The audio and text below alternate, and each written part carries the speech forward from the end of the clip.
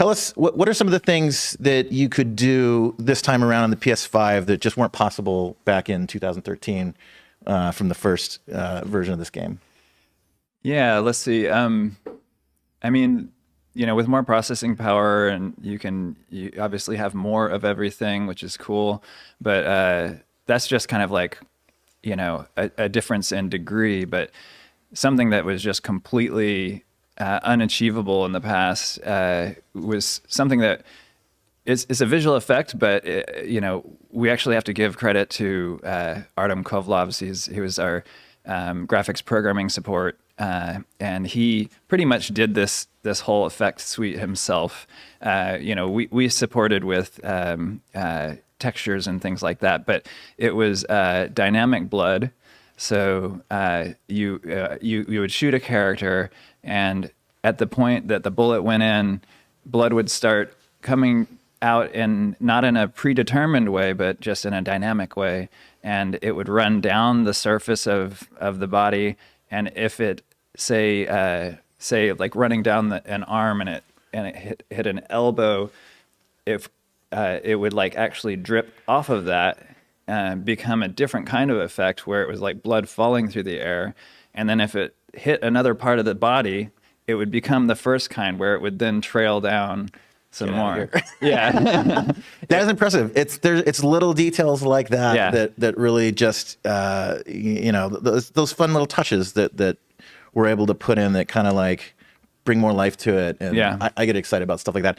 That's crazy. I didn't see you going there with it. I didn't even know that it did that. Yeah. Even just like getting blood to grow is not a trivial task, but to get it to run down with gravity, depending on bone positions, and find like an apex to then fall from. Wow, that's cool. It was wild. It was wild and subtle. Like you didn't know it existed.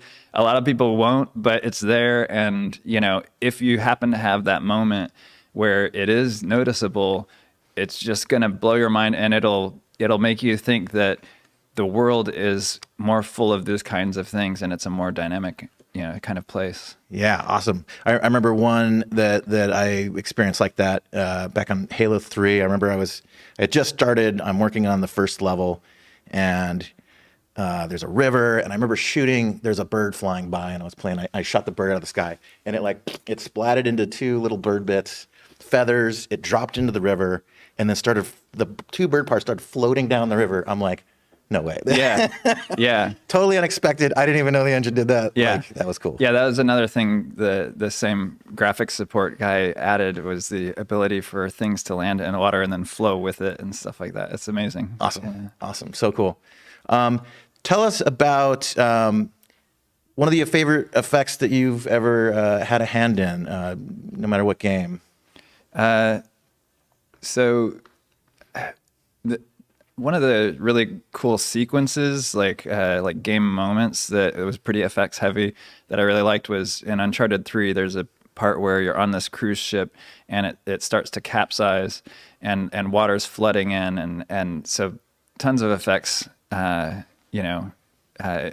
in all that. There was a lot of challenges. One more subtle thing that really stuck with me was in The Last of Us, the original version.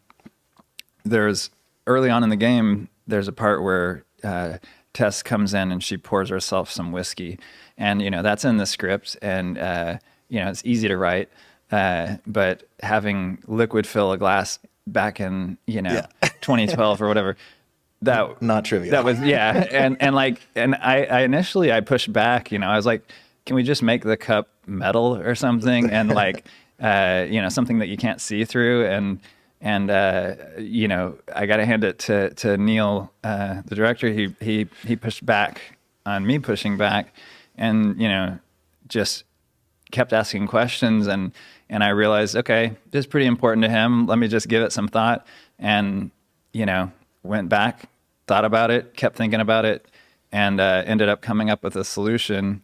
And it was one of the most fun projects, because it was a problem that I didn't think was solvable, but ended up making it work with just the shader, which if the audience doesn't know what that is, that's like the code that determines like what does something look like on the surface.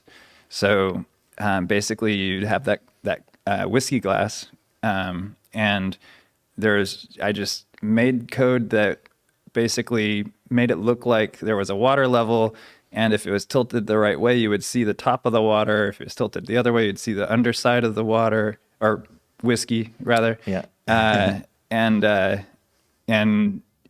made it work. And then at one point later on, one of the graphics programmers was like, "How did you do that?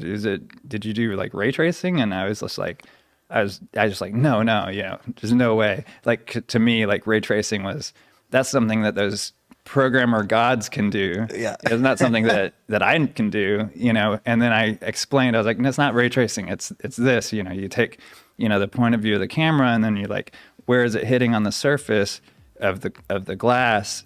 And then where would it be on the surface of the liquid and stuff like that? He's like, yeah, that's ray tracing. And I was like, oh, I felt, and I was like, oh my God. For us, I felt so proud. immortals. Yeah. Yeah.